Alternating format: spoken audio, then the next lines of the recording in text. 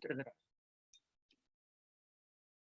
Räägin natuke lühidalt täna jootmisest. Kui tutvusin tööriistu, siis näitan teile paar jootmisnippi. Kui me joota tahame, siis meil on selline jootejaam.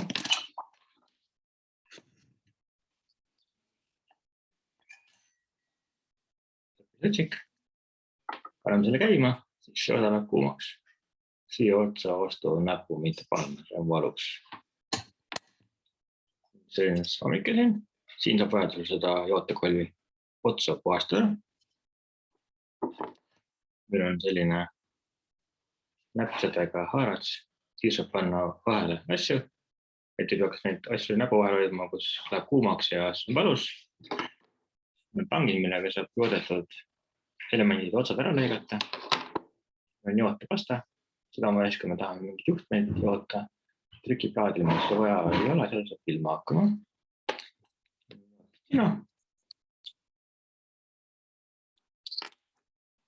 Tinapump, kui trükiplaadi teeme, siis me saame sellega üleliigse tina ära võtta. Selle vajutad alla, nuppu, siis tõuseb üles. Vajutad alla, lased kuumaks ja tõmbad ära üleliigse tina.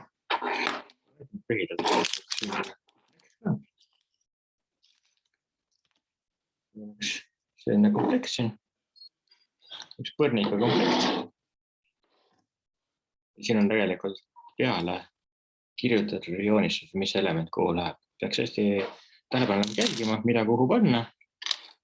Õiged asjad õigesse auku panema, siis kinni jootma, otsad ära lõikama, siis katsetama, kas see ei tööle.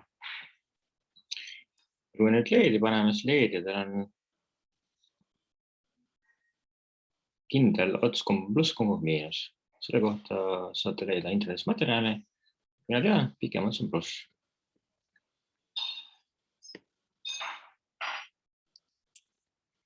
Aukudesse need lõpid. Põrnika kohta on ka juhend olemas. See on selline 3 osaga detail, siin on ka 3 auku ja siin on peal selline kaaras kujutis. Lükkan siia aukudesse sisse. Lükkan suht lähedale vastu. Siis on siin valgus. Kui panen näpu peale, siis hakkab see lamp põlema, siis võtan näpu ära, siis kustub ära valgustundlik element. Taha. Ja siin takistused. Ja siin on erineva suurusega takistused. 47 kiloomi, 220 oomi. Ja takistused on peal värvi jooned, nagu need jooned, et jaoks on vastavustabel, saab teada aru, mis takistus on. Teine on nende takistust mõõta testriga. Laen need otsad, mis kõveraks. Lükkan see auku sisse. Jälle ilusti see lähedale, proovin võimalikult ilusti sirget panna siia.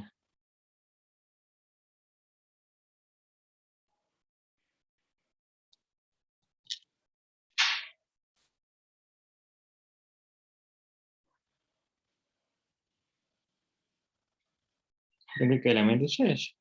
Ja nüüd tagant lükkan näpuga natukene laiali, siis mul oleks kukuks välja, kui jootma hakkab.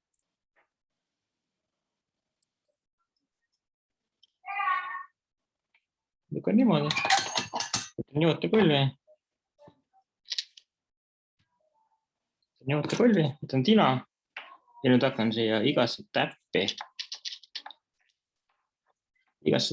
nagu tina täppi sisse panna. Ma tahan selle augu tina ristu vahetada.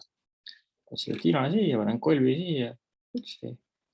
Ja kui ma seda nüüd kuumutan, siis öeldakse, et üle 2 sekundi ei tohi trükiplaati kuumutada, mõttes see sulama hakata ja võib katki minna. Järgmise on siia auku, siia auku, siia auku, siia auku, siia auku. Ja seda tina ei tohiks liiga palju siia panna, ei tohiks liiga vähe panna, tuleks just parasjagu panna.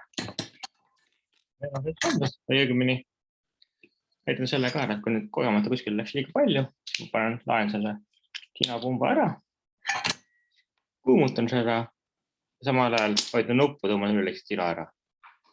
Siis ma saan niiviisi need lühised ära kõrvaldada. Muidu mõnikord võib juhtuda see, kui te pole varem teinud, et teil tekib suurem tinatilk siia, mis on üle 2 selle piigi. Siis seda tinapumbaga see realiseerida. Siis kui kõik on joodetud, kõik on korras, suudate need tangid ja lõikate need piikide otsad kõik siit lähedalt ära niimoodi ilusti. Proovite teravate otstega mitte trükiplaati kahjustada, lõigate kõik ilusti ära. See on ka tehtud, siis läheb kõige viimasena. Siia läheb see patarei hoidik. Patarei sisse, saab katsutada, kas hakkab tööle. Ongi töö tehtud. Aitäh teile ja kohtume juba järgmine kord uute teemadega.